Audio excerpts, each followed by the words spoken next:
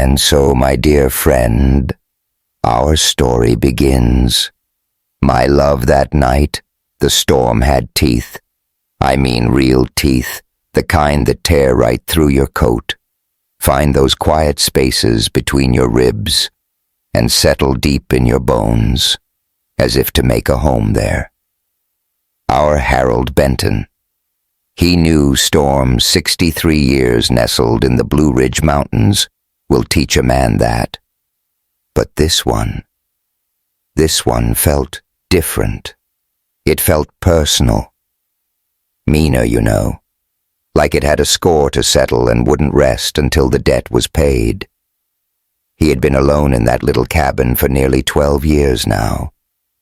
12 long years since his Martha passed. Imagine, my friend, 12 years of rooms that held only echoes of mornings that stretched into lonely eternities and nights that fell far too soon. Somewhere in that quiet expanse of time he'd lost the thread that separated one day from the next. The land around him, it kept its own gentle rhythm. The wild flowers would bloom and fade. The birds would return to sing their hearts out, and then they too would leave. And Harold, he just existed in the silent spaces in between. But on that night, my dear, something came knocking. Well, it wasn't a knock in the way you and I might think of one. It was more a presence. A change in the air just outside the door. A weight that made the old dog-eared curtains shiver. The oil lamp, his faithful companion on the windowsill, flickered against the glass. Its warm golden heart, the only thing holding back the endless dark. Harold put down his coffee. It had gone cold, but he was drinking it all the same, you know. Waste, not want, not... His mother's voice still so clear in his mind, 40 years after she was gone, and he walked to the door. You know, some memories just stick with you. They become the very bones you build your life around. The floorboards groaned beneath a weight that was no friend of the wind.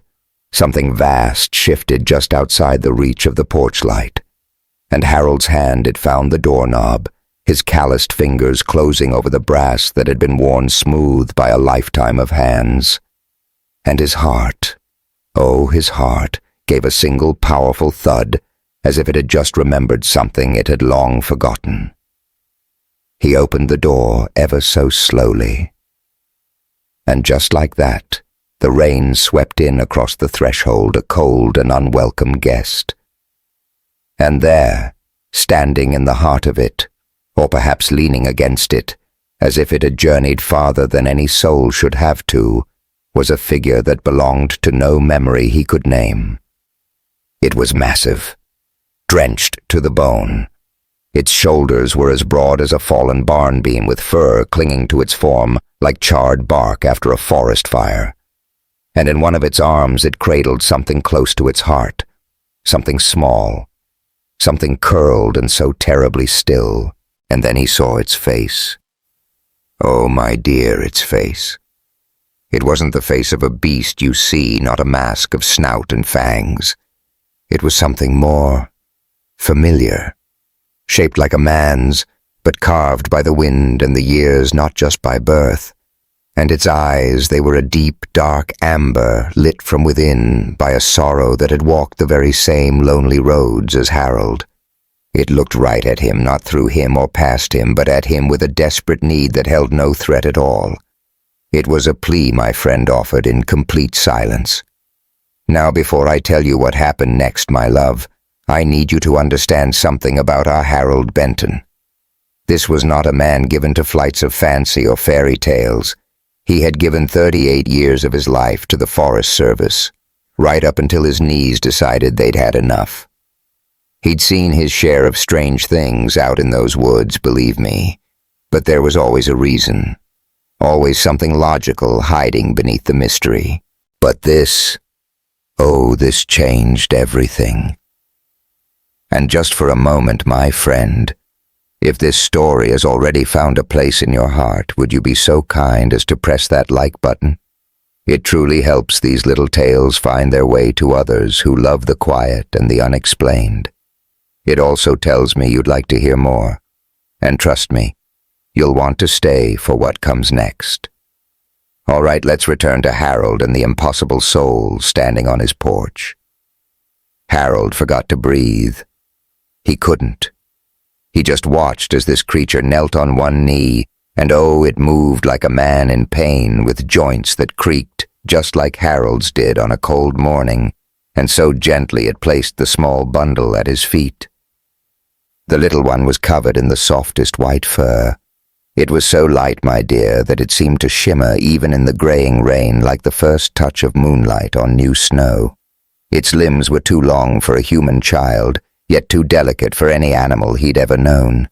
It lay perfectly still, its face tucked away in what could have been sleep, or something far more final, looked like a dream, born of mist, lost to the world before it ever learned to speak. The creature looked up at Harold one last time. Rainwater streamed down its jaw. The short beard beneath its chin clung in wet strands to the fur on its throat. Its breath caught in its chest just once, and then found its rhythm again. And behind those eyes, my love, there was such depth, a flicker of recognition perhaps. The memory of a kindness it couldn't name, but a trust it felt all the same. And then, without a single sound, it rose to its feet. It turned, and it vanished back into the rain as silently as it had come. And so Harold stood there, his bare feet on the warped wood of his doorway. The floor was cold. The rain was colder still. But the bundle he now held in his arms, impossibly, wonderfully warm and trembling, that was life. That was real. He lowered his gaze to the precious thing he held. The little one's chest was rising and falling in tiny, shallow breaths. Its skin peeking from beneath the soft white fur was as pale as a new page, glowing with a soft pink hue in the firelight from his home. And its ears, so small and pink and delicate, they twitched just once as thunder echoed through the valley. "My God," Harold whispered, his voice cracking like dry timber. "What in the world are you—" The child, of course, offered no answer. It just pressed closer against his chest, searching for warmth, for safety, for something Harold hadn't been able to offer another soul in 12 long years. You know, his first thought was that he should have called someone.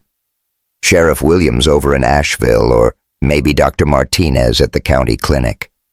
Heck, even the boys at the Forest Service, who already thought he was a little crazy. But something deep inside him, an instinct much older than logic, told him no.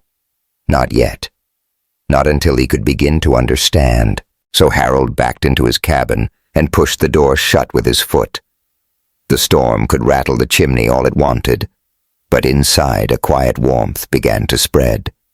He moved toward the stove, his every step careful not to disturb the little one's breathing. The fire had dwindled to glowing coals, but he gently stirred them back to life, adding 2 logs and waiting for the heat to bloom. The cabin, my friend, wore its age much like he did. Its boards were warped and its joints creaked, and it seemed to stay standing more from sheer stubbornness than from strength. His Martha used to say the place had character. Harold always thought that was just her kind way of saying it was falling apart. But tonight, with the wind screaming outside, and this impossible miracle in his arms, the old walls felt strong. They felt like a sanctuary. He found the old wool blanket from his army footlocker, the very one he'd carried all through Vietnam, the one that still held the faint scent of gun oil and monsoon rains, and he wrapped it twice around the tiny frame. The child stirred. Its eyelids fluttered, and for just a moment, those deep amber eyes opened and looked right at him. It wasn't a look of wildness, my dear, nor was it empty. It was a quiet curiosity. My heart caught in my throat, you see. It was a look I knew, one I hadn't seen in over 30 years. not since my own daughter's eyes held it just before the sickness stole her away, before my world seemed to empty itself of all its light. I heard myself whisper, "It's all right, little one, easy now. You're safe with me. We'll find our way through this." I found myself boiling water in the old kettle, the one my sweet Martha cherished for her tea. I never use it being a coffee man, but I could never part with it. I stirred in the last of the sweetened milk, a ghost of a memory from behind the flour jar. And as I tested the warmth on my wrist, it all came rushing back, the things I'd tried so hard to bury. Bottles at 3 in the morning, the impossible strength in a tiny hand wrapped around my finger, the weight of a love so heavy it never truly leaves you, not even when you've laid it to rest. Then the little one's nostrils flared, a delicate quiver, and its gaze, its entire being, turned toward the simple cup I held.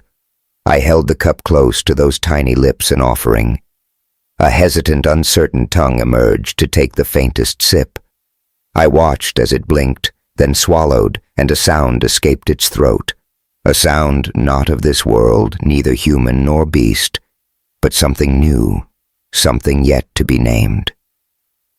"That's it," I murmured, my voice softer than I'd heard it in years. "There you go, little one." I held the child against my chest, feeling its fragile heartbeat against my own ribs. You know, my heart had found a new rhythm after my Martha left me, a slow, heavy beat as if burdened by her absence. But in that moment, in my old rocking chair with this miracle in my arms, it began to beat with a forgotten purpose, a memory of what it felt like to love. Outside, the storm raged, a symphony of rain on the roof and wind clawing at the shutters. But within the walls of my little cabin, time itself seemed to slow, as if we were tucked away in a pocket of the world where the usual rules had no meaning. My gaze fell upon the little creature, its white fur catching the firelight and turning to spun gold at the edges. I watched its tiny chest rise and fall, the rhythm of its breath, finding a steadiness that felt so much like trust. "You deserve a name," I said, my own voice sounding foreign in the stillness. "I can't just call you it, not anymore." And then its eyes opened, and it was like amber meeting. Amber, the firelight reflecting in a gaze that held something ancient, something that knew these mountains long before men like me ever tried to tame them. I whispered the name into the quiet air, Solace, because that's what you felt like to me, my love. A comfort, a peace. Solace. The name seemed to settle in the room, as if it had finally found its home. And the little one made that curious sound again, a note between a cry and a purr, as it snuggled even closer to my heart. Sleep never came for me that night. I just sat there in my old chair, holding this impossible gift the storm had brought, watching the fire cast dancing shadows on the walls. My mind wrestled with reason, but it was no use. The more I tried to understand, the more the wonder of it all escaped me. In the quiet hours just before dawn, as the rain softened to a whisper, I found myself humming. It was an old tune, one my dear Martha would sing while baking bread. I hadn't thought of it in years, but my soul remembered, and the melody flowed from me as if it had only been waiting for a reason to return. And I felt Solace's breathing deepen into a peaceful, steady rhythm. Those tiny fingers with their extra joints and delicate length curled against my shirt, perfect in their own beautiful, strange way. The first hint of gray light touched the ridgeline as the storm passed, leaving the world feeling washed clean, as if reborn. I rose slowly, my old knees and stiff back reminding me of my years, and walked to the window. The forest outside was just as it always was, pine and oak, moss and stone, the creek swollen with rain. But somehow, my love, it all felt different, as if the whole world was holding its breath, watching and waiting with me. My thoughts drifted to the creature that brought Solace to my door. Where had it vanished to? Of all the souls in this world, why choose me? And would it ever return? The thought of it should have filled me with terror. And perhaps it would have in my younger days when I had so much more to lose. But at 63, having already said goodbye to everyone I held dear, fear tasted different. It was no longer a sharp blade, but a dull ache, a quiet resignation that still had a bite. I have no idea what I'm doing. I confessed not just to the child, but to myself and to any spirit listening in the trees. But I suppose we're in this together now, you and I. And little Solace made the softest sound a whisper that felt for all the world like an agreement. The sun finally broke through the clouds around 7 o'clock. I gently laid Solace on the old couch, the stubborn brown one my Martha insisted on back in '86, still holding its form out of what feels like sheer will, and began to make coffee. Real coffee this time, the kind strong enough to wake the ghosts. My mind needed to catch up with my heart. The little one was perhaps 2 feet long with the weight of a newborn, but its form was a beautiful mystery. Its arms were too long, its legs too slender, its head a touch too large, and its face. That face was so very human, it made my mind ache trying to place it in the world I knew. And oh, my dear, the fur, the magnificent fur. It was white as the first winter snow and softer than any earthly thing I've ever felt. It covered most of its little body, but in some places around the curve of its belly and the inside of its arms I could see its skin, so pale and translucent with veins like tiny blue rivers on a secret map. Whatever my little Solace was, it was a creature born of impossible dreams, not of this world. I poured my coffee and sat down the old kitchen chair, groaning a familiar complaint beneath me. I looked at my hands, my love weathered and scarred, marked by time. An old man's hands. When did that happen? When did the young ranger who could walk 20 miles and feel nothing but the wind become this man sitting here today?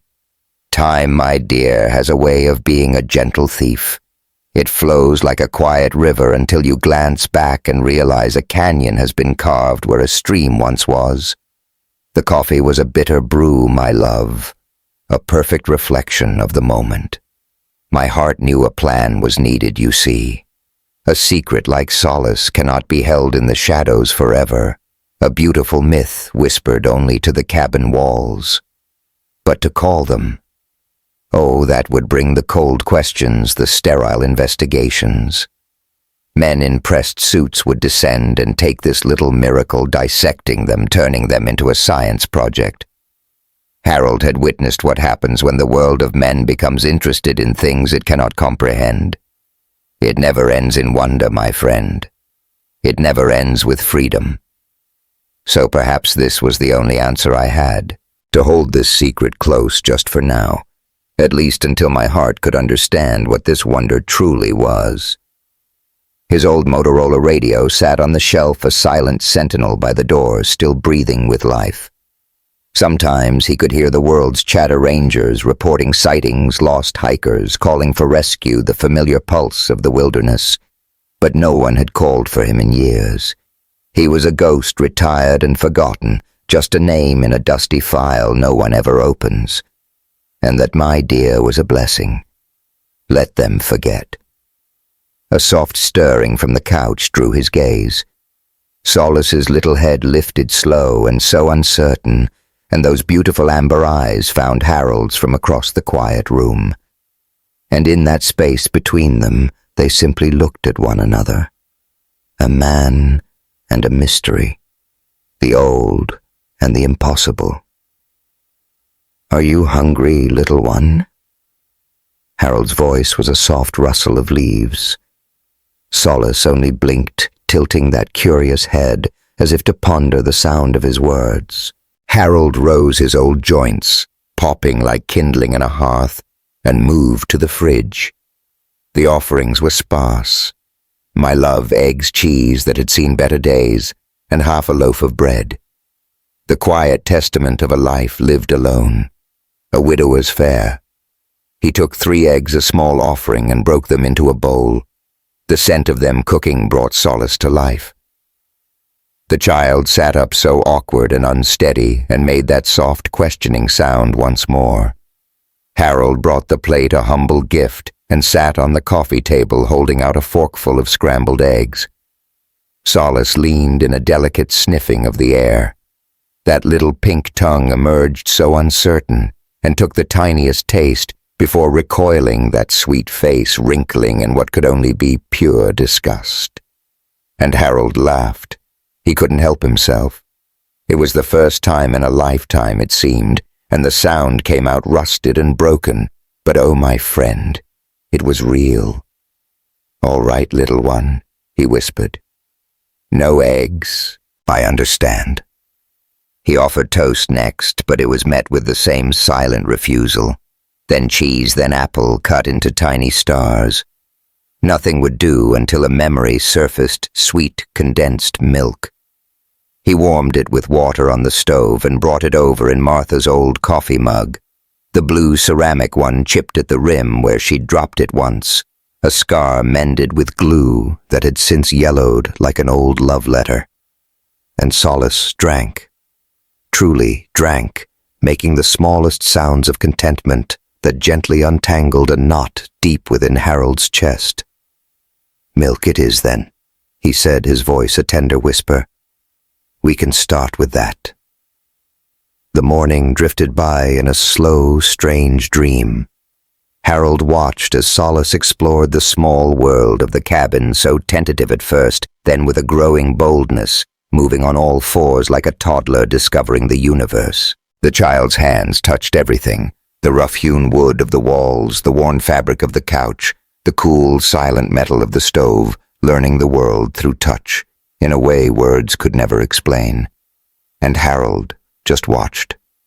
He simply watched, feeling a part of him that had been frozen for a dozen years begin to thaw.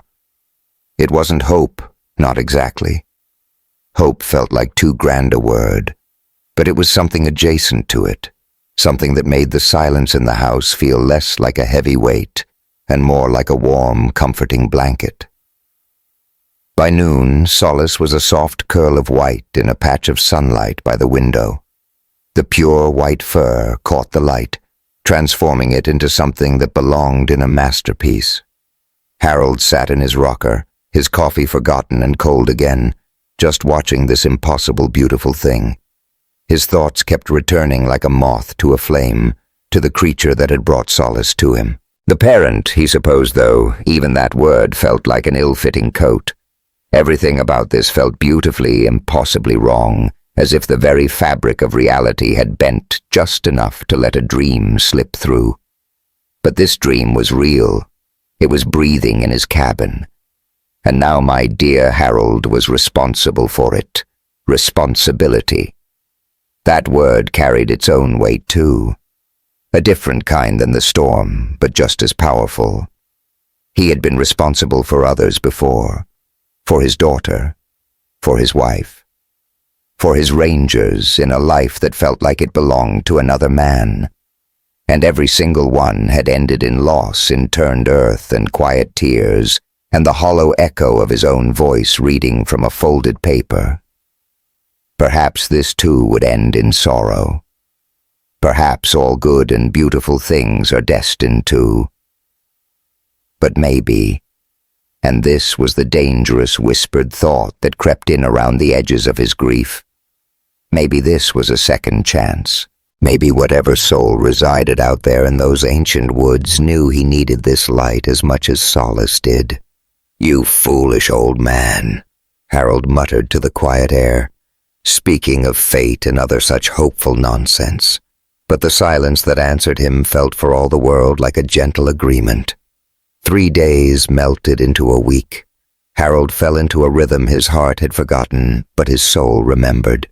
Waking before the dawn, warming milk for Solace, watching the child explore, changing the makeshift diapers he'd fashioned from old soft towels, keeping the fire alive, heating more milk.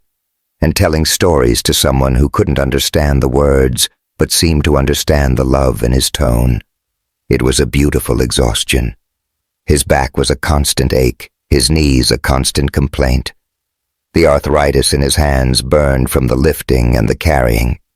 But something deep inside him, my friend, felt more alive than it had in all those long, silent years. My dear Solace, you grew like a whispered secret, blossoming far too quickly. By the second week, you were already finding your balance, standing on two legs for the briefest, most magical moments. You could grasp things with those impossibly long fingers, and you began to speak in a language all your own sounds that were nearly words. Nearly. I had to write it all down, you see, an old habit from my days as a ranger. I found a spiral notebook, a stub of a pencil, and filled the pages with my cramped handwriting, the very same my sweet Martha used to lovingly tease me about. On day 14, my heart, I wrote you stood alone for 32 whole seconds. You still seemed more at home on all fours, but the desire to walk tall was growing in you. Your voice, my dear, was weaving more intricate sounds. You even tried to mimic the soft click of the door closing, and you almost had it. I read my own words, and my heart ached. Subject: as if I were a scientist and not a man who had found a miracle. As if you, my dear Solace, were just an experiment and not. What were you? A child. A spirit of the woods. A precious soul, caught somewhere in between. The truth whispered only to myself was that I didn't know, and that not knowing which should have filled my old heart with fear instead brought a strange and quiet peace. It was in the third week that a shadow of worry first touched our quiet little world. I discovered the condensed milk was all gone. My cabinets held nothing but coffee and a few cans of beans that felt like they'd been there since another lifetime. It meant a trip to town was unavoidable the first time I would leave our haven since the storm had gifted you to me, and the very first time I would have to leave my Solace all alone. I will return in just 2 hours. I promised, crouching down so I could look right into your soul. Can you understand, little one? Just 2 hours. You simply tilted your head, your amber eyes, a universe of quiet understanding, watching me learning everything I was. I held up 2 of my worn fingers. 2. It will pass in the blink of an eye. Please stay right here. Stay as silent as the forest. You must not go outside. Do you understand my heart? And then you reached out, and your fingers touched mine, holding on. A soft sound escaped your lips, a note that might have been a promise, or perhaps it was nothing at all. For me, my dear, it was more than enough. I took my keys. The truck is old as the hills, but her heart still beats, and I went. The drive to Asheville takes 45 minutes on a good day, more if the road is weary from rain.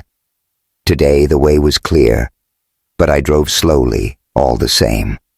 It's a lesson age teaches you. Rushing only ever gets you to sorrow faster. The town felt like a memory unchanged. The same grocery store stood on the corner. The same gas station hummed its quiet tune. The same old men sat like statues on the bench outside the feed store, debating the sky or the government or whatever it is old men talk about when all that's left is talk. I kept my head bowed, moving through the aisles like a shadow. I bought your milk and bread and things in cans and bags to last us a month. The cashier, a sweet girl who couldn't have been more than 20, asked if I was stocking up for the winter. Something like that was all I could offer her, my true reason, a secret kept safe in my heart. She offered me a kind smile. I paid, and then I quietly slipped away. No one followed me. No one asked any questions. I had become invisible. You see, the way old men do, when the world no longer sees a use for them.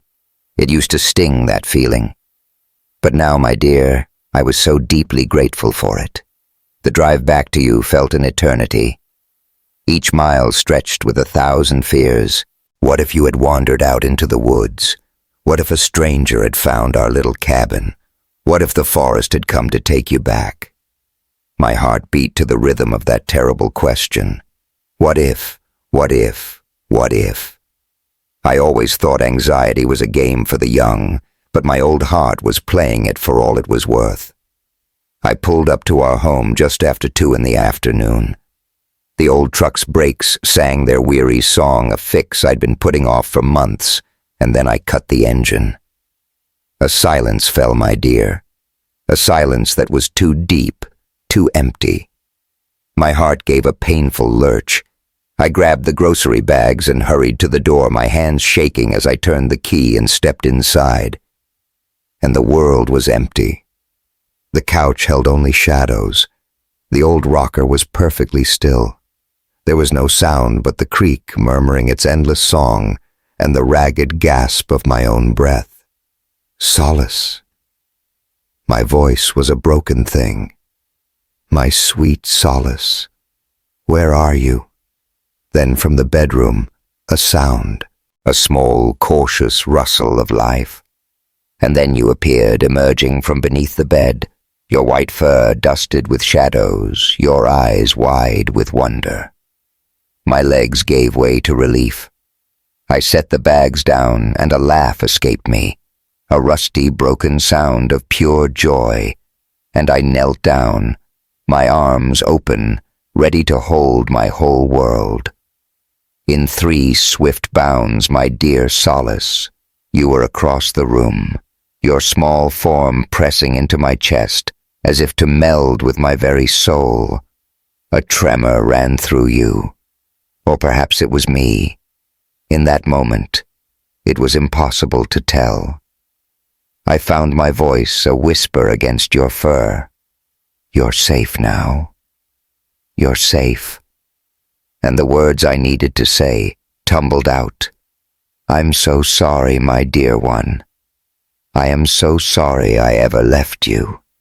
And you, Solace, you answered with a sound that was pure, unfiltered heartache, a cry woven with fear and the profound terror of ever being alone again. And so I held you, my friend, feeling that sacred weight of responsibility settle upon my shoulders once more. Only this time it was heavier, more real than anything I had ever known. That very night I moved the old rocking chair into my room. I sat with you, my Solace curled trustingly in my lap, and I watched the gentle rhythm of your breath. Your small face, so peaceful, was a portrait of absolute faith. I whispered a promise into the quiet dark, a vow to you and to myself. I will never leave you again, not as long as I have any say in the matter. But even as the words left my lips, a hollow truth echoed in my heart. It was a promise I couldn't keep. Everyone leaves, my friend. Death ensures it. And I was 63, with knees that protested every movement, and a heart that had been pieced back together more times than it had any right to be. Time, I knew, was a river flowing against us, pulling us both toward an inevitable sea. That thought settled in my chest like a cold, heavy stone, a truth I could neither move nor ignore. Outside, the wind began to sing a softer song, and clouds gathered for a gentler storm, as if the world itself was taking a quiet breath with us. I closed my eyes not to sleep, but to simply be.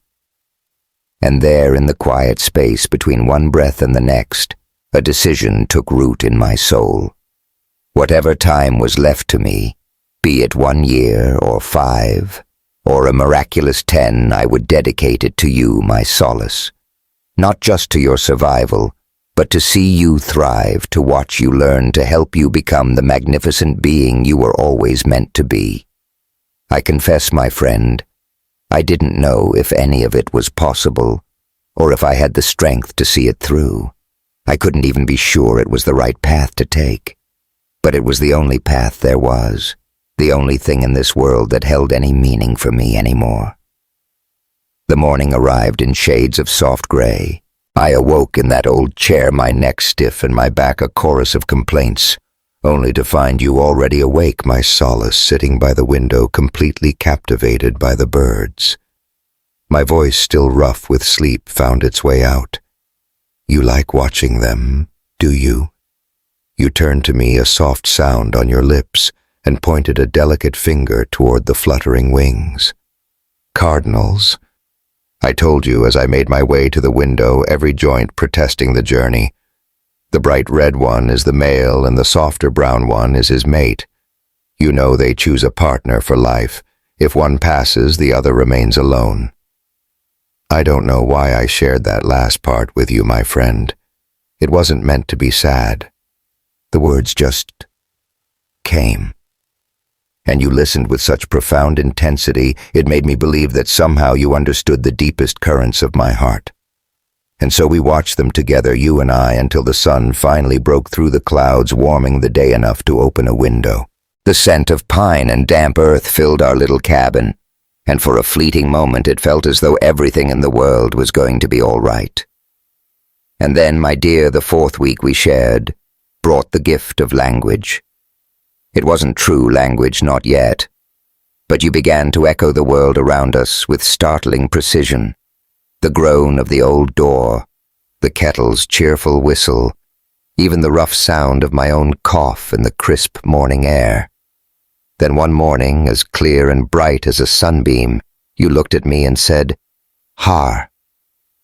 I froze my coffee cup, suspended in mid-air. What was that little one? Har. You said again, your amber eyes shining with a bright, hopeful light. A smile touched my lips. "It's Harold. My name is Harold." And you tried sounding it out so carefully, Harold. My heart swelled. It was more than close enough. I set my cup down and crossed the room to you. My knees screamed in protest as I knelt, but I didn't care. I placed my hand on your shoulder, feeling the soft, warm fur beneath my palm. "Yes." I managed to say, my voice thick with an emotion I couldn't name. "Yes, that's right. I'm Harold." "Harold?" Solace whispered, as if the name itself were a new and wondrous thing to be explored. And then a breath softer, a sound of belonging. Har. In that moment, something deep inside Harold's heart gave way. It wasn't a shattering, but a gentle cracking, like the first thaw of a long frozen river, finally letting life flow once more. Without a thought, he gathered Solace into his arms, and the child's impossibly long limbs wound around his neck, holding on as if he were the only anchor in the world. And for a long, quiet moment, they just held each other, an old man and a child born of wonder, a meeting of grief and a new beginning, the past embracing the future. Beyond the walls of their little world, the ancient forest stood witness, its silence, a patient, knowing embrace. In the mountains, my friend, time moves differently, a slow, certain current, like stone worn smooth by water. Weeks melted into months, and the months into a new season. Spring was shy that year, but when she finally arrived, she brought a chorus of birds and a tapestry of wildflowers, her warmth seeping into Harold's very soul like a long-awaited cure. And oh, how Solace grew, not just in body, though the child shot up with a swiftness that defied nature, but in mind. Words blossomed into sentences and sentences into ideas so vast, they left Harold breathless with wonder. "Why is the sky blue, Solace murmured one morning, a small, curious face pressed against the cool glass of the window pane. Harold paused, reaching for a memory. "It's the light," he answered gently. "The sunlight travels through the air, and it scatters. The blue light just happens to scatter the most." "But why does it?" "It has to do with physics, my dear. Something called wavelengths." "What are those, What are wavelengths?" And so Harold found himself dusting off memories from a science class some 50 years past, discovering that in teaching, he was learning all over again. He found a part of himself reawakening a feeling of being truly alive he thought was lost to him forever. But with this beautiful growth, my friend, came a shadow of worry. Solace was becoming too large to be a secret too full of wonder to be contained within four walls, and all too aware of the vast world that existed just beyond their door. "Can we go outside?" Solace would ask, a small hand pointing toward the door, a universe of hope in that one quiet plea. "Please, Har, how, my dear friend, do you explain the concept of a cage to a soul that has only ever known freedom within these walls? How do you whisper the world's harsh truths to a child, especially one so miraculous that to be different is to be in danger?" Harold tried. Oh, you must believe me. He truly tried. "Out there," he began, his voice soft, "there are people who wouldn't understand you. Their confusion would turn to fear, and fear, my sweet child, can make people do terrible things." "What kind of terrible things?" "They might try to take you from me. They could hurt you, or they might lock you away in a cage." Solace's beautiful amber eyes widened in a way that broke Harold's heart. "A cage? It's like a box or a room with no door that you can never ever leave." "You mean like this cabin? And didn't that one question just pierce the very heart of the matter? This cabin, their sanctuary, was also a prison. A gilded cage, perhaps, but a cage all the same." "No," Harold whispered, though the word felt like a lie on his tongue. "No, not like the cabin. This is our home. You're safe here." "Safe?" Solace echoed the word, a quiet hum. But in the depths of those knowing eyes, a new understanding was dawning that safety and freedom were not always one and the same. After 3 months had passed, a truth settled deep in Harold's heart. He could no longer carry this beautiful, heavy secret all by himself. He needed a friend, a true confidant, who wouldn't be ruled by fear, who wouldn't dial for the authorities or see Solace as a story to be sold. The trouble was, my friend, that such a person didn't exist in his world. The friends he'd once leaned on were gone, lost to time or distance. His neighbors were strangers on this lonely mountain. He was alone as he had chosen to be, and until now that had always felt like enough. But that peace, my friend, was a fleeting thing. I remember an evening sitting on my old porch, my heart watching as Solace practiced walking on 2 legs. The little one could hold it for nearly 10 minutes, then before sinking back to the comfort of all 4s. It was progress, a kind of magic, like watching the world evolve right before my eyes, and my thoughts would drift to the soul who brought Solace to me. Where were they now? Were they a silent guardian in the trees? Did a whisper of regret haunt their heart? Did they have any idea how much I was failing? Because I was my friend. I truly was.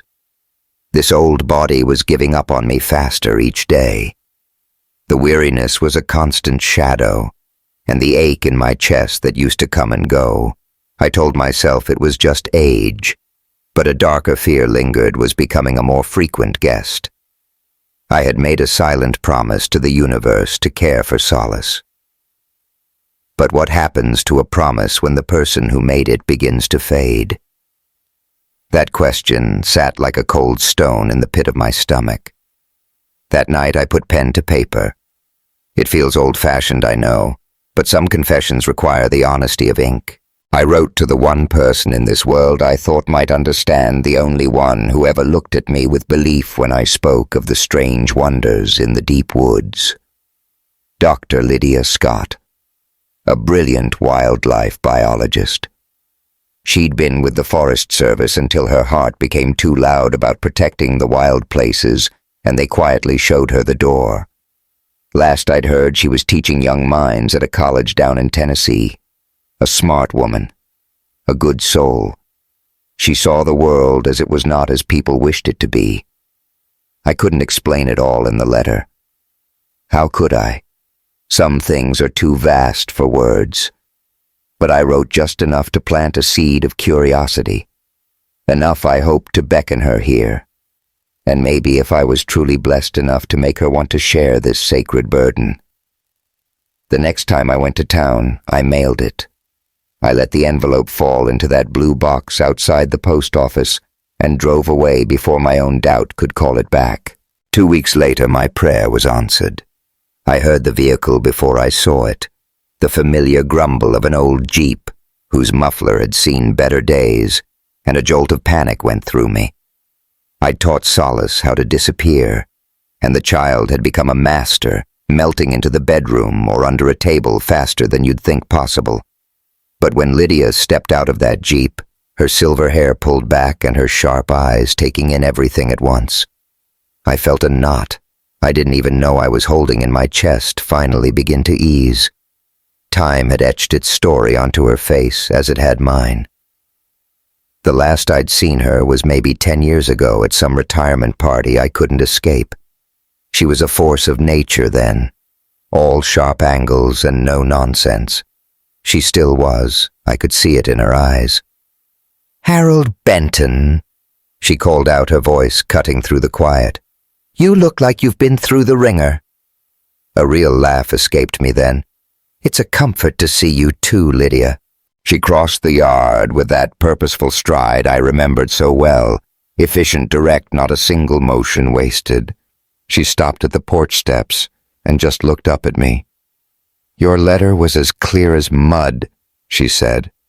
"You want to tell me what's truly on your heart?" My gaze went to the cabin door, then back to her steady eyes. In that moment, a decision was made. "I think it's best if you come inside." Lydia followed me through the door, and I could feel her trained eyes taking everything in. The cabin smelling of wood smoke and something else, something sweeter. The extra blankets piled by the couch. The small cup, it was Martha's old mug on the counter, a faint white ring of dried milk at the bottom. "You have a little one staying with you?" she asked, her voice soft. "Something like that," I whispered back. "Harold." Her voice had an edge to it now, the one that meant her patience was a finite resource. "I drove for 4 hours because your words sounded urgent. If this is just about you being lonely." "Solace," I called out gently, cutting her off. "It's okay now. You can come out." There was a silence, thick with anticipation. Then a soft stirring from the bedroom. Slow, cautious. Solace emerged on all fours, their coat of pure white fur catching the afternoon sun as it streamed through the window.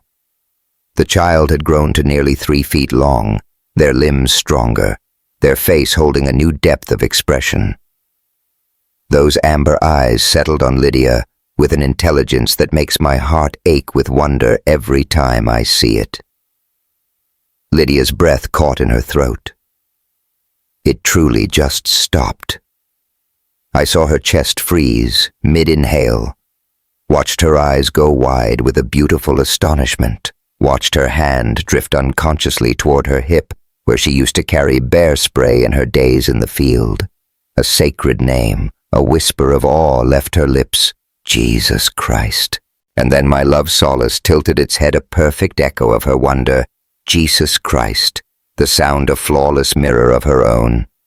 It was as if the very ground gave way beneath Lydia. Her strength dissolved as she sank into the couch, her gaze locked.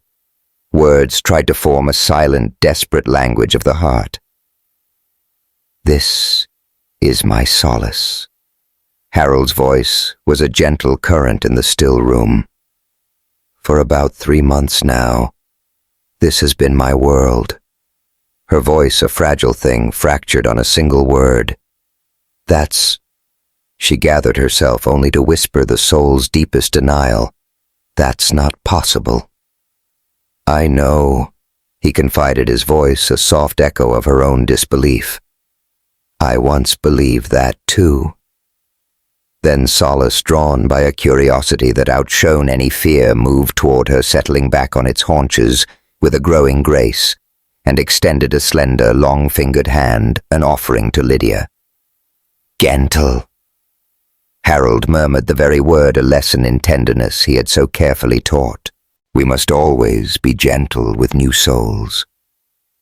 And so Solace's fingers paused, hovering in the space just before her knee, a silent, beautiful question hanging in the air, asking for permission to bridge the distance between them.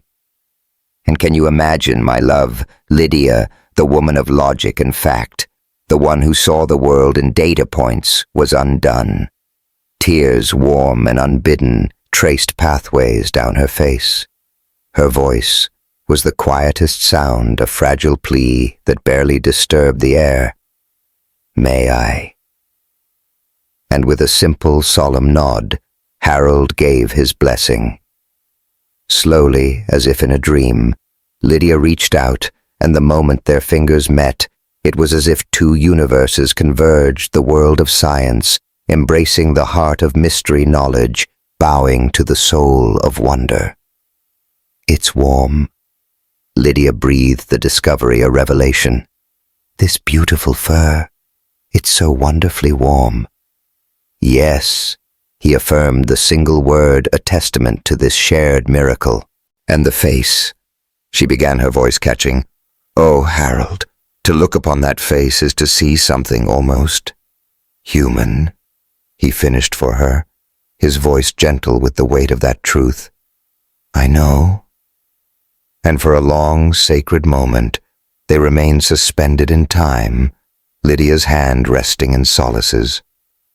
Solace gazing upon this new friend with eyes that held the wisdom of ages, and Harold a humble witness in his own home to a connection so profound, it felt as if it belonged to another world.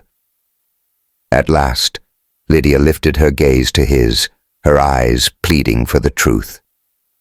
Tell me, she whispered, from the very beginning. I need to hear every single word. And so he unspooled the story of his heart, of the storm that brought the miracle, of the impossible gift left in his arms, and of the moments that blurred the line between human and something else entirely, something ethereal. He confessed the ache of 12 solitary years, and the breathtaking wonder of how in a single night that loneliness had vanished forever. My dear, he gave her the whole of his story, holding nothing back. And Lydia listened with a stillness of spirit, though her hands were a constant gentle dance of discovery, her scientific mind piecing together a puzzle, even as the world she knew was beautifully, irrevocably breaking apart and coming together anew. When his story fell silent, she leaned back, a hand sweeping through her hair as a single fragile laugh escaped her, a sound like shattered glass. For 30 years, my love, she confided, her voice full of wonder. I have dedicated my life to the wild. I have written volumes, explored 4 continents, and yet nothing could have ever prepared my heart for this. You are telling my own story, he replied softly. The impulse of a lifetime took hold. We must document this miracle, she urged. Photographs, measurements, we have to understand. But his reply was a quiet, unshakable wall. No. She fell silent, her breath catching. But Harold, there will be no records. He vowed, his voice a promise. Nothing that could ever leave this place. Nothing that could ever bring harm to my Solace. My dear friend, you cannot hold a secret this beautiful in the shadows forever. Just watch me. In the quiet space between them, they simply looked at one another, these old colleagues, these dear friends, now standing on opposite shores of a truth Harold had never known existed. What is it you're asking of me, Harold? Lydia's voice was a soft whisper, finally breaking the silence. Your help, my friend. I just need your help. I am 63 years old with knees that ache with every step and a heart that feels like it's living on borrowed time. I need to know someone else in this world cares about what becomes of this child. But Harold, my dear, this isn't a child. This is a child. Harold affirmed, his voice gentle but unbreakable. A being that learns, that speaks, that trusts. That, my dear Lydia, is the very heart of a child. The rest is just a label. Lydia's gaze drifted to Solace, who had found a new wonder at the window, watching the birds take flight, absorbing the world one delicate moment at a time. This changes the very fabric of our world, Lydia breathed. Everything we thought we knew, about life, about intelligence. Oh, Harold, this is the discovery of a lifetime, perhaps of all lifetimes.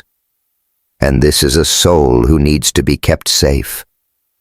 It is both, isn't it? And that simple truth, my friend, settled upon Harold's shoulders like the weight of the stars. It was both a miracle and a child, and he knew he had to find a way to honor the precious being that was Solace, while holding the impossible truth of what Solace meant for the world. "So, will you help me?" he asked, his voice filled with a quiet plea. Silence stretched between them, a fragile, tender thing. For a moment that felt like an eternity, Harold feared her heart would turn away, that she would walk out that door and share this secret with a world not yet ready to understand. And then, like the dawn breaking, she spoke. "I suppose I'll have to take a leave from my teaching." A knot of pure relief formed in Harold's throat. "You truly mean it?" "I do. But listen to me, Harold." She turned her eyes, meeting his with a profound seriousness. "We must have promises between us. This secret cannot live in the shadows forever. One day, when Solace is ready, when we understand more, we will have to decide what comes next. And when that day arrives, my friend, we will face it together. But what if your strength gives out? What if something happens to you, my dear Harold? Then my dearest friend Solace will have you." Those words lingered in the quiet air between them. A sacred promise, a heavy trust, and a fragile, beautiful hope. Lydia gave a slow, deliberate nod. All right. All right. My goodness. I can't believe I'm saying this. But all right." And as if on cue, Solace drifted back into the room, moving with a liquid grace that grew more beautiful each day. The little one looked from Harold to Lydia, and in that perfect echoing voice whispered, "All right." And you know, the two of them just laughed. A warm, genuine sound that couldn't be held back as the sheer impossible wonder of it all broke through the tension like the first rays of sun after a long rain. "Yeah." Harold whispered, his hand gently finding Solace's head, the soft white fur a comfort beneath his palm. "All right." Lydia's heart led her to stay for 3 whole days on that first visit. She brought her tools from her Jeep, her camera, her tapes, endless notebooks. But she honored her promise. Nothing was recorded that could ever lead the world to Solace. Only her own observations, her own learning, her own quiet attempt to understand. She watched my love as Solace explored the world of taste, still fond of milk, but now curious about sweet fruits and tender vegetables. She marveled at how the child moved, finding a balance between 2 legs and 4. And she listened spellbound as language blossomed from simple echo into true, heartfelt communication. "The way this little one speaks, it's a miracle," Lydia confided one evening as they sat on the porch watching Solace dance through the yard. More fluid than any human, more precise than any ape. It's as if nature wove the most beautiful threads of each into something entirely new. Or perhaps, Harold mused, his eyes on the twilight, something ancient, something that was here long before us. You believe. There could be others. A soul like that couldn't have come from nowhere, my dear. The being that brought Solace to my door. It moved with such purpose, such awareness. It looked into me and knew I would cherish this child. But of all people, why you? Harold had held that question in his heart for so many months. Perhaps it saw a flicker of something in me. Or maybe it was simply desperate. It could be that my little light was the only one burning for miles that night. I truly don't know, my love. But you feel it's still out there, that it might one day return for our solace. Yes, with every part of me I do. Lydia grew quiet, her gaze soft as she watched Solace chase a butterfly across the sun-dappled grass. The child's every move was pure joy, completely unburdened by the beautiful impossibility of its own existence. "What will we do when Solace is grown?" Lydia asked, her voice a whisper. "What happens when this little cabin and our love is no longer the entire world?" Harold had no answer.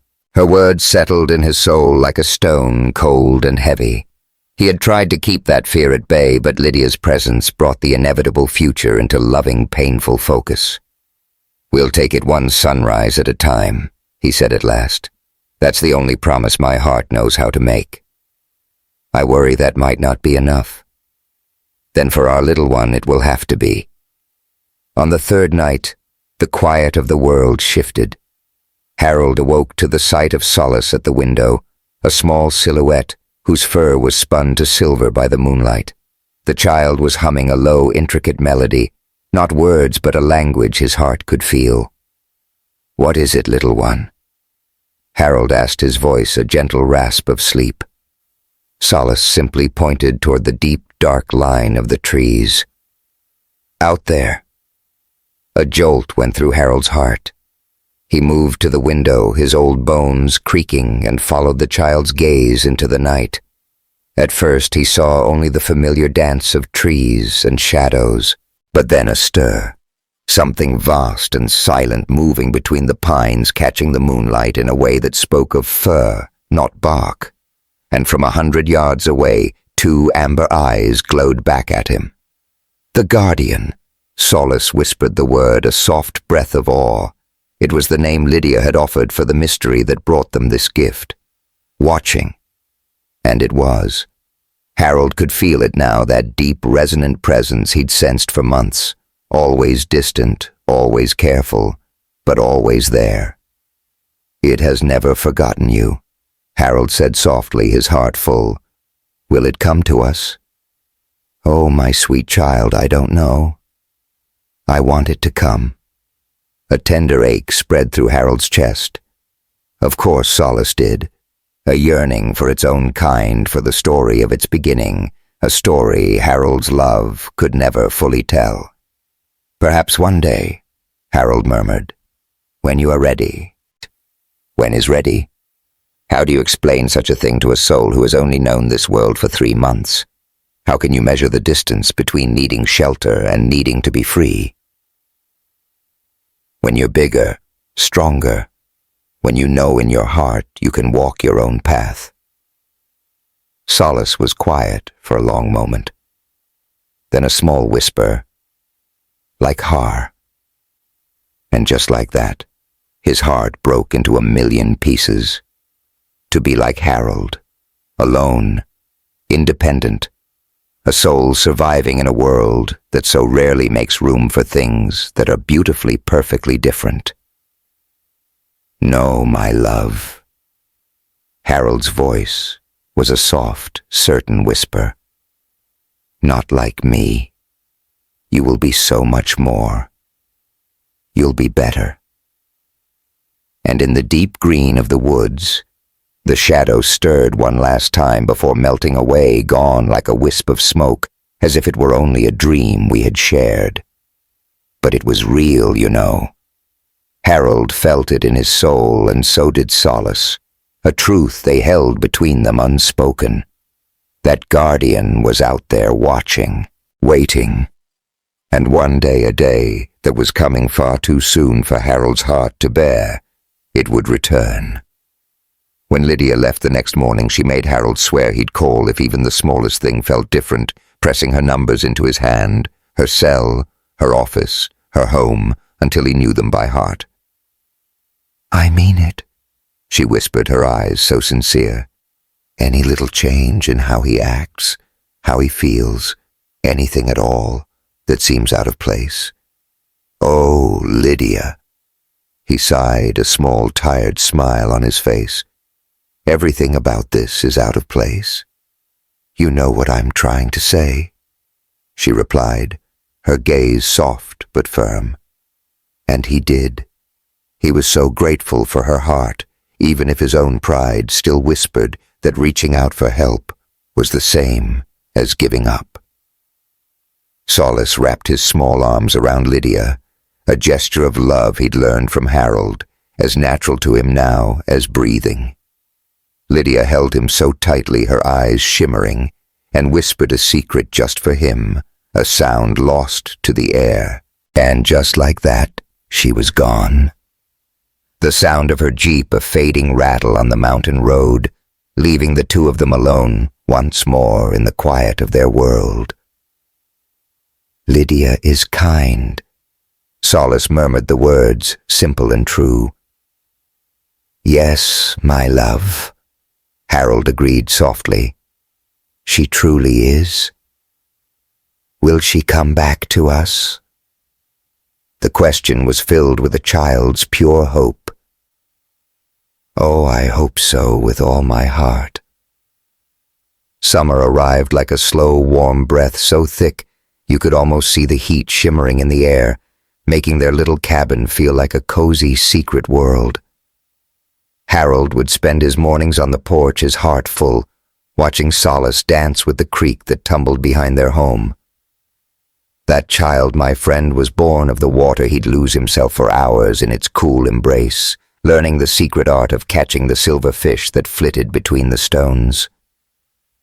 But as the days grew longer, Harold could feel his own light beginning to fade. He felt it in the whisper of his breath after the smallest task, in the deep, quiet ache that settled in his chest as the stars came out, in the weariness that had taken root in his very bones, heavy as stone. He kept this truth to himself, a secret not even shared with Lydia. What good would it do? Doctors would only want to steal his precious time with tests and cold hospital rooms. Time he couldn't bear to lose, not when every moment with Solace was a lifetime. Besides, he'd known a full life, hadn't he? A life far richer than he'd ever earned. If the end of his story was drawing near, well, he would meet it with a quiet heart. But his sweet Solace, that was the thought that haunted his sleepless nights. What would become of his boy when he was no longer there to watch over him?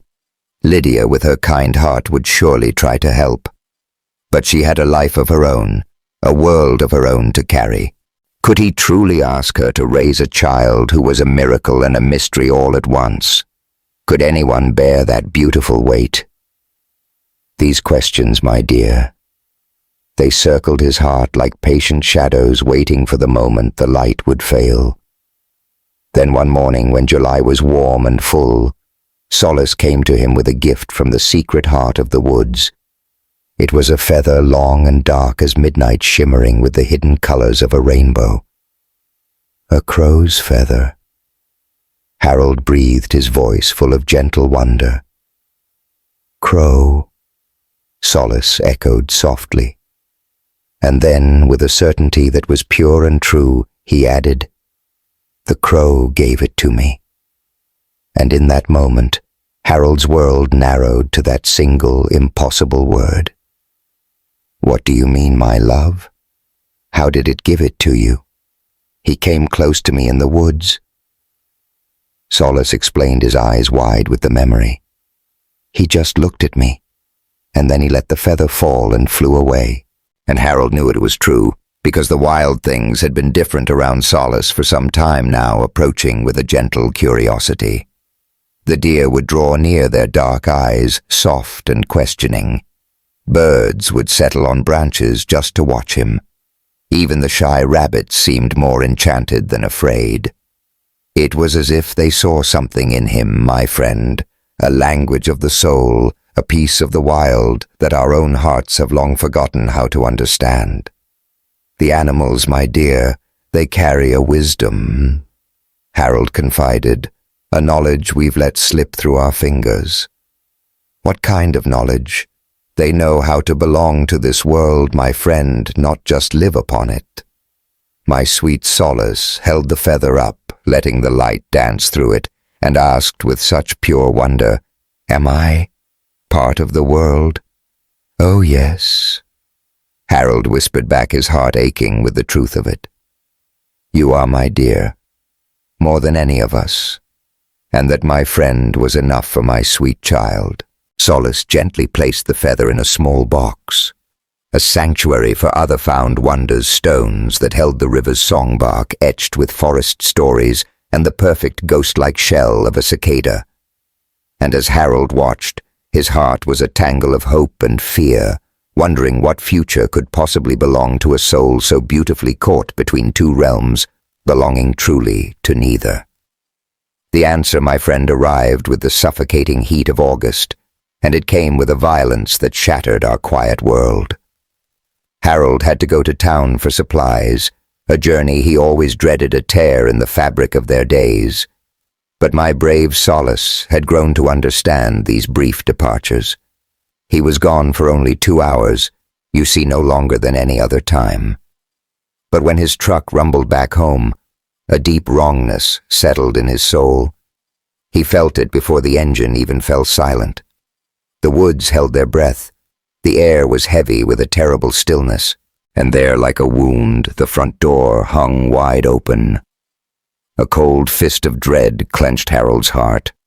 He reached for the old shotgun behind the seat, a relic really kept more for memory than for need, and moved toward that silent waiting cabin. His voice was a fragile thing in the heavy air. "Solace." Only the silence answered back. He crossed the threshold into a world undone. Their small home was in chaos, a storm of overturned furniture and deep scratches scarring the walls.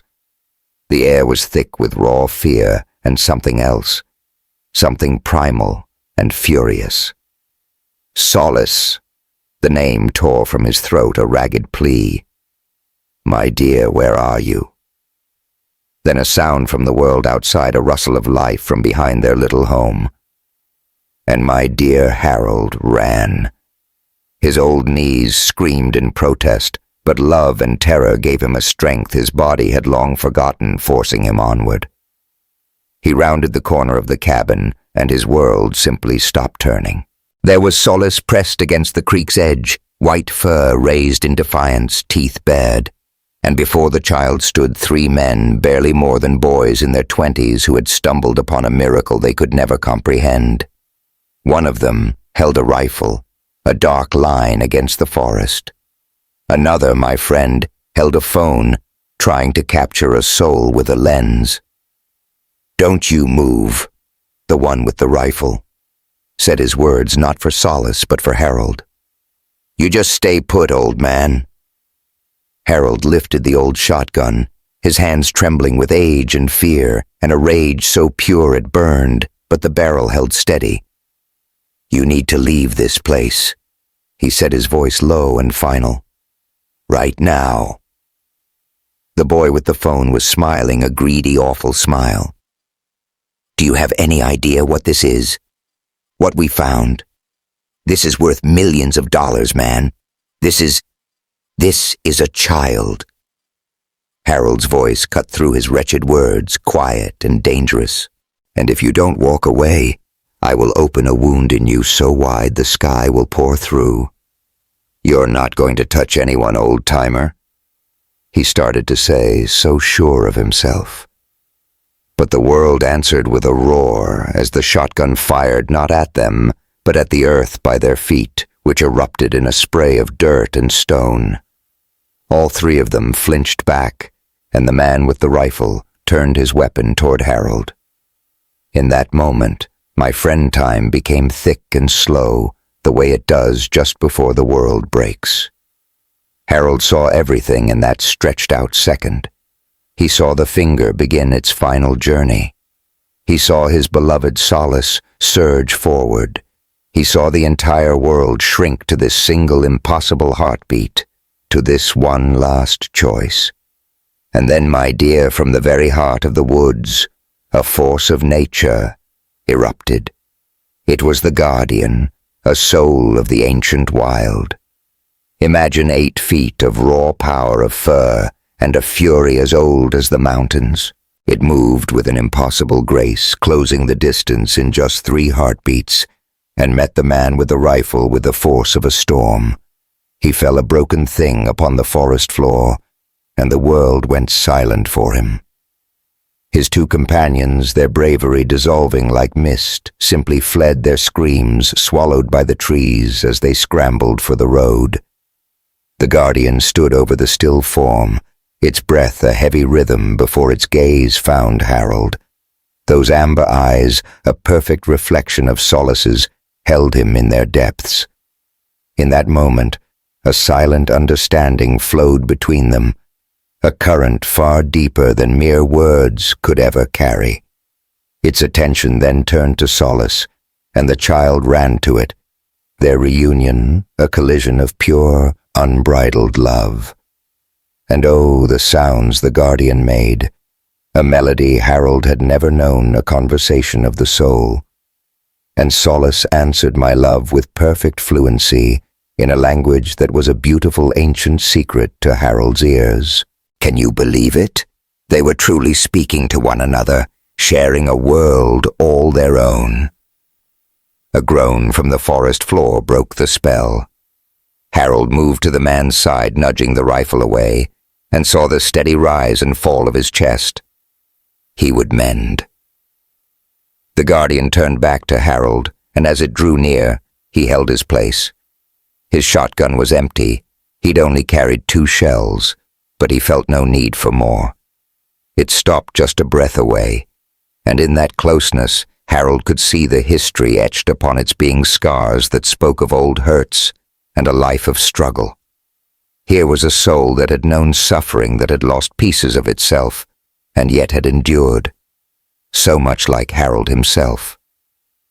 Then the guardian lifted a massive hand. Harold's heart stilled, yet he remained motionless as those fingers, a mirror of Solace's own, touched his cheek with a tenderness that defied their power. It was a silent poem of gratitude, a profound gesture of respect, and just as quickly the moment passed. The guardian turned to Solace, a soft sound of instruction passing between them, and began its retreat into the embrace of the trees.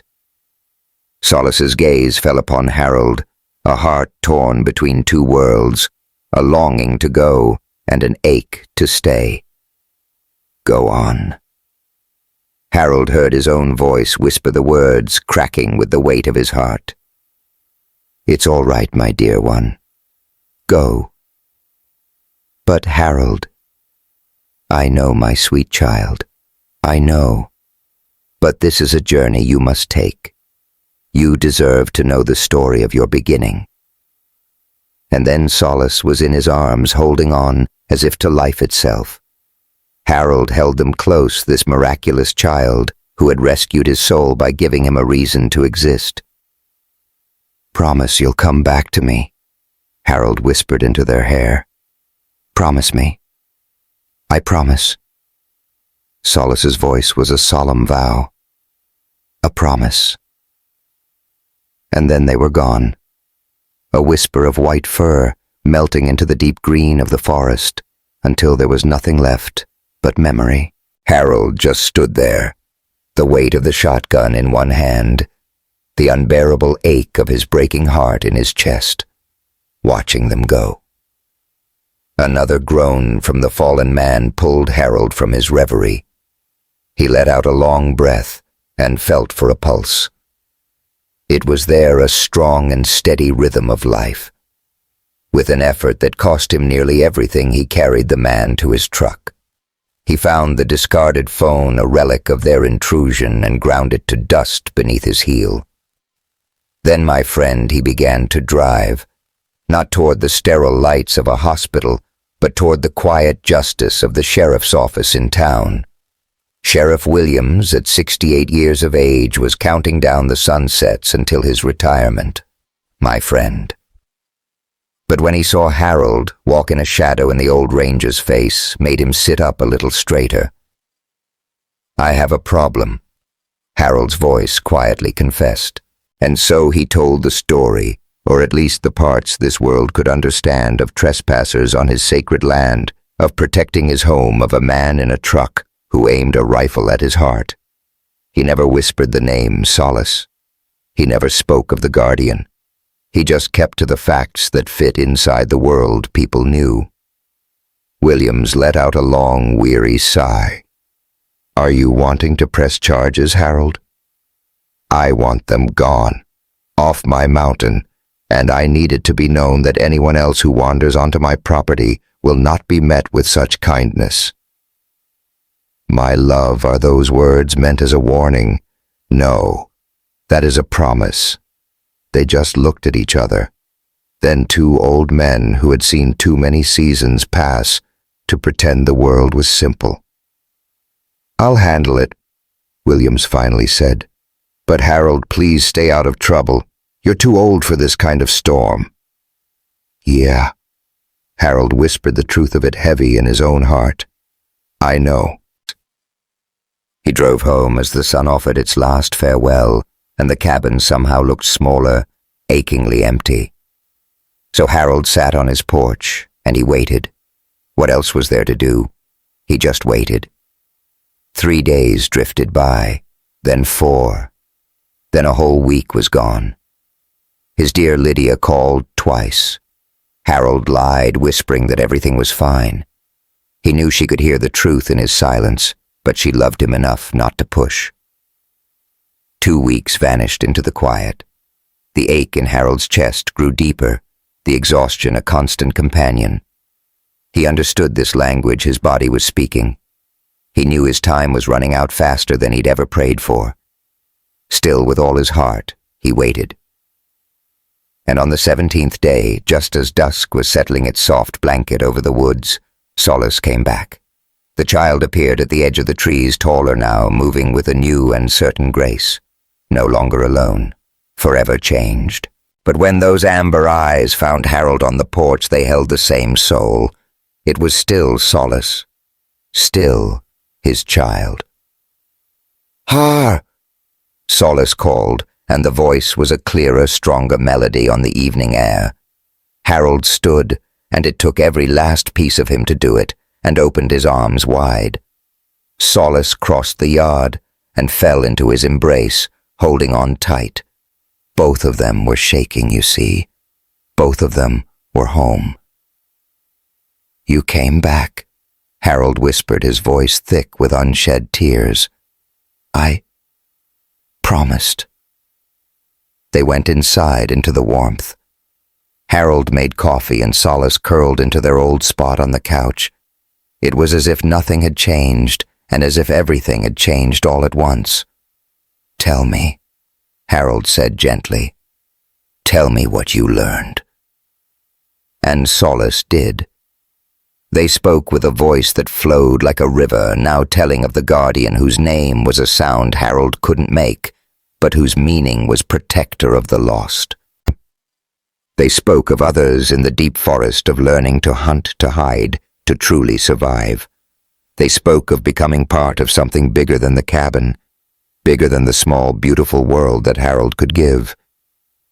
"My guardian told me the choice is mine," Solace whispered. "I can stay here, or there. I can even live between both worlds." A knot formed in Harold's throat. "And what does your heart want, my dear?" "I want both. I want my Har. I want my family in the forest. My heart wants everything. My love, that is a heavy world to hold in your heart. But you carry a heavy world too." And in that moment, He knew it was true. And so they spoke as the moon journeyed across the sky. Harold unspooled the stories of his soul, of his beloved Martha, of his daughter, of every love he had lost and was still losing. And Solace listened, truly listened, as if those memories were sacred relics, as if Harold's past was a treasure worth protecting. As the first light of dawn painted the world in soft gray, a quiet certainty settled in Harold's heart. "I have to call Lydia," he murmured, his voice soft. "I must tell her what has happened. I need to be sure. We need to make arrangements." Arrangements for what, Harold? Harold gazed at this soul who was no longer just a child, but was blossoming into something wondrous, something that would echo through time long after he was gone. "For when my time is over," he said, his voice a gentle truth. "My dear Solace, my body is failing. It won't be tomorrow, I don't think. But it will be soon." "No." Solace's voice was a sharp cry, a sound of pure fear. "No dying. My love, every story has an ending. It's all right. It's just my time." "It's not all right. I'm not." Solace's voice fractured with grief. "I'm not ready. I know, little one. But we never get to decide when we're ready. All we can choose is how we fill the moments we are given." Harold drew Solace into a deep embrace, feeling the frantic rhythm of a heart full of fear of a grief that was already beginning to bloom. "Listen to my heart now. You are going to be okay. More than okay, you'll be magnificent. You have your family in the woods. You have Lydia. You possess a strength I could only dream of. And you, my dear, are going to build a life of wonder. I know this in my soul. But I won't have my Har. You will always have me, just in a different way. You'll find me in the stories and the lessons I've shared with you. I'll be in every choice you make from a place of love instead of fear." They remained that way as the sun began its ascent, two souls from different stars, bound by a thread that was stronger than blood or bone. It was love, so simple, so beautifully complex, and in the end, the only truth that ever truly mattered. Harold made the call to Lydia that afternoon. She was there by the next day, having bent the very laws of speed to reach him. One look into his eyes, and she knew. "How much time?" she whispered, her voice heavy with the question she didn't want to ask. "The doctor believes I have perhaps 6 months, maybe even less." "Oh, Harold," was all she could breathe. "I need you to make me a promise." "Anything, my friend, you know that. When I am gone, Solace must remain free. No laboratories, no government cages. We will not let this become a spectacle. This beautiful soul gets to choose, the forest our world or a path between them. But it must be Solace's choice. Promise me this, Lydia." Lydia's gaze shifted to Solace, who had been a silent witness in the doorway. Their eyes met, one pair amber, one full of a new fierce protectiveness, and an unspoken vow passed between them. "I promise." Lydia's voice was a soft, certain vow. The months that followed drifted by in a tender haze, my dear. Harold's strength would ebb and flow. Some days were a little brighter, others a little harder, but all of them felt too short. Lydia came to live in the cabin, leaving her teaching behind without a moment's hesitation. And she and Solace, they wove a bond of their own, different from the one Harold had with the child, but every bit as true. Their forest guardian came to them 2 more times, always in quiet reverence. The creature brought gifts, sacred herbs that Lydia recognized from the old ways, fresh meat from the hunt, and a kind of fruit that grew nowhere Harold had ever seen. They were offerings, you see, gestures of respect, a deep and silent gratitude. Harold poured every bit of his heart into teaching Solace all he could. He taught the child to read, and it was a miracle how quickly the words came alive for them. He taught them to understand the stories told by maps, to find their way by the light of the stars, and the most important lesson of all, how to know the difference between a helping hand and a hand that meant harm. Most people at their core are good, Harold confided one evening as they sat on the porch watching the first stars begin to bloom. But the ones who are afraid, the ones who are lost, they can hurt you without meaning to. You have to learn to see that in them. You have to keep your heart safe. How do I see the difference? Solace's voice was a whisper in the vast quiet. You watch their eyes. You listen to the sound of their voice. And you always, always trust that feeling inside you. If something feels wrong in your soul, it probably is. Like the men with the thunder sticks. A shadow passed over Harold's face. Yes, little one. Just like them. Solace was quiet for a long moment thinking. Then so softly, I am sorry that I brought the danger to you. Oh, my sweet child, you brought nothing but light. They were the ones who found something they were never meant to find. The blame is theirs alone, never yours. But if I was not here, if you weren't here, my dear Solace, I would have been gone long ago.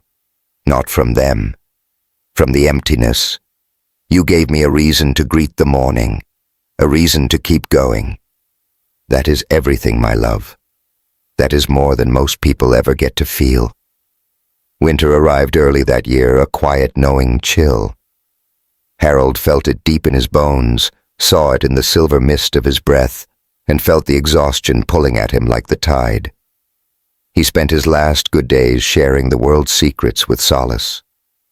He spoke of the seasons, of how the world is always changing, and yet always stays the same. He spoke of how everything that lives must one day return to the earth, but how that ending always feeds a new beginning. A circle.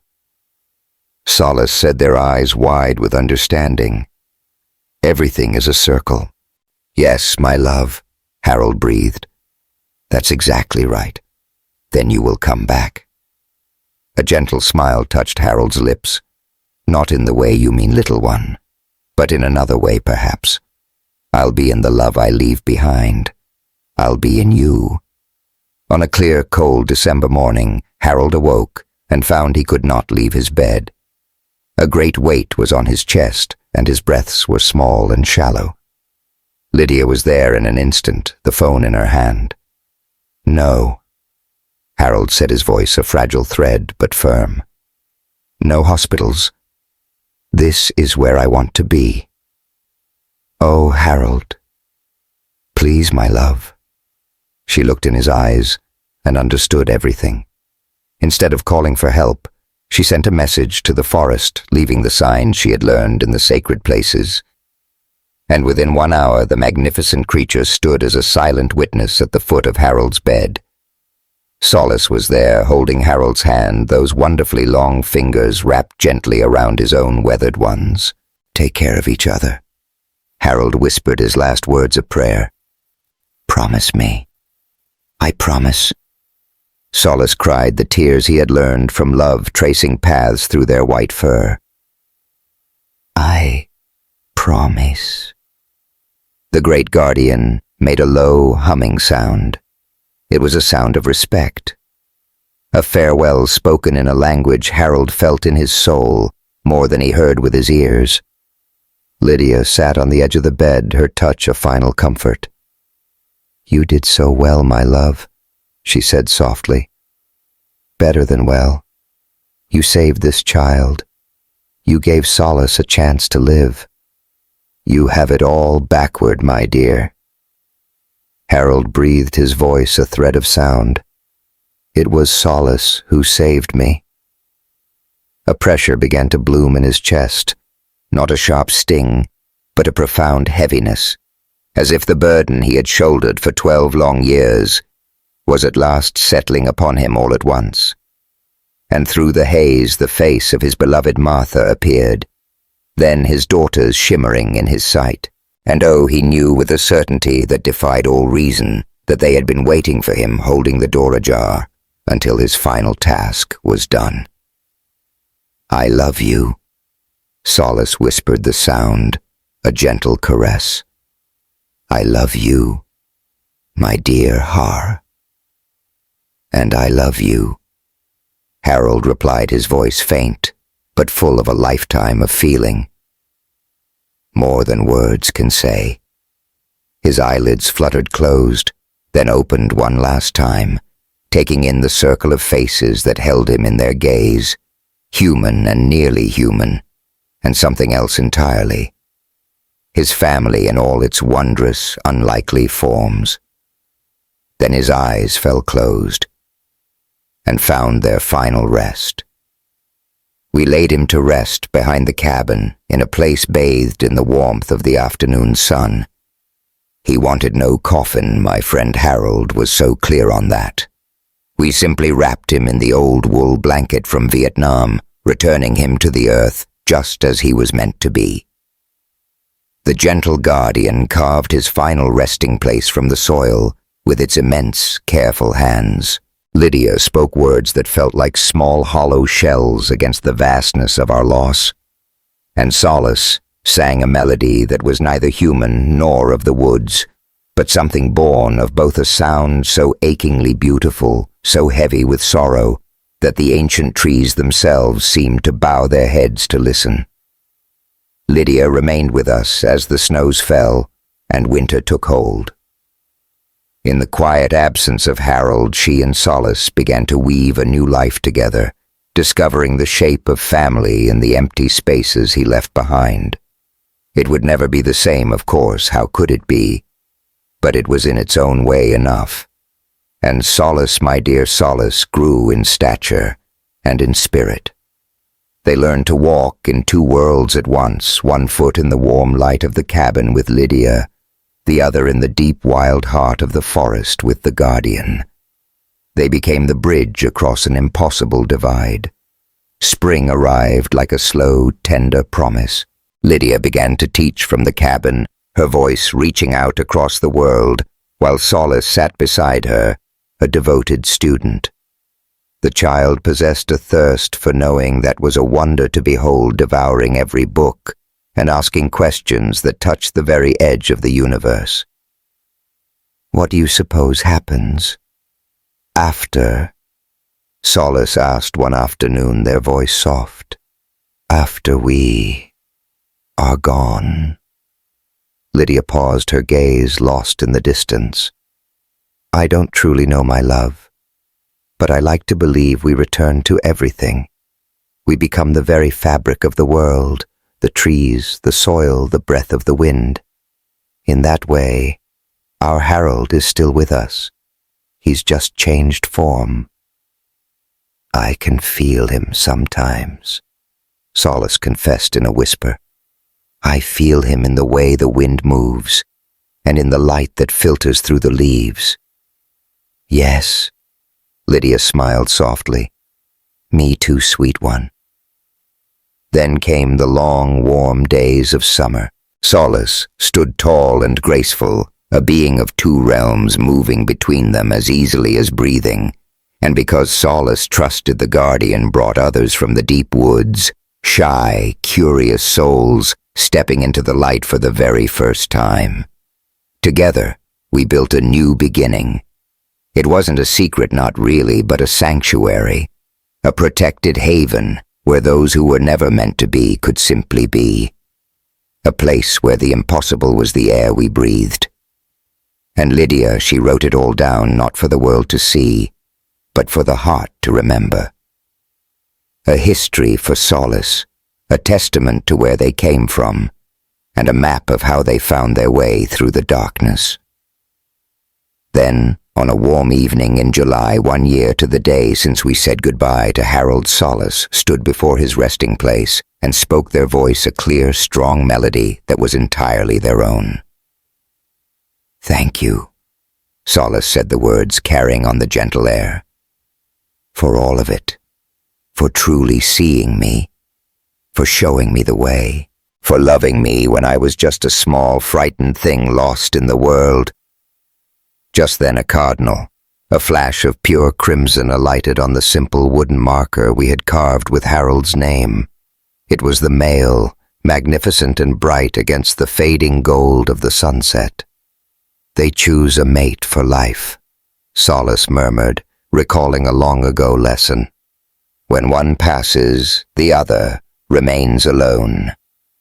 And as if in answer, the cardinal lifted its head and sang a note piercingly clear and full of strength. And Solace, my friend, Solace, sang back to it. A tune learned at the knee of a kind old man, now shaped by time and loss into a hymn that held both the living and the dead in its embrace. The last sliver of sun vanished below the horizon, and the first stars began to prick the velvet dark. All around us the forest exhaled its ancient knowing breath, and there in that sacred space between what is known and what can only be imagined, between the sorrow of what was lost and the joy of what was found, something truly miraculous continued to bloom. It was a family. It was a future. It was the quiet, unwavering hope that a gentle heart could build a bridge across any divide, even between kinds, even between worlds. You see, some stories never truly end. They simply transform, continuing on, continuing to grow forever and ever. It was like love itself, my dear, like a memory held close to the heart. It was the sweet, simple song of a child who learned what it was to be human from a man who in turn learned it all again from them. The wind whispered it all, you see, every yesterday and every tomorrow, every single heartache and every moment of pure joy, the final goodbye and the very first hello. And somewhere in the heart of the deep woods, in a cabin that still smelled of wood smoke and coffee, in that sacred space between a heartbeat and a breath, the spirit of Harold Benton lived on. Not in cold stone or some grand monument, but in something so much warmer, so much better. It lived in every choice born from kindness instead of fear, in every barrier crossed with a compassionate soul, in every single moment the world deemed impossible that became real simply because someone cared enough to try. Because that, my love, is what truly endures. That is the only thing that ever really matters. It's the beautiful, quiet echo we leave behind in the world long after we are gone.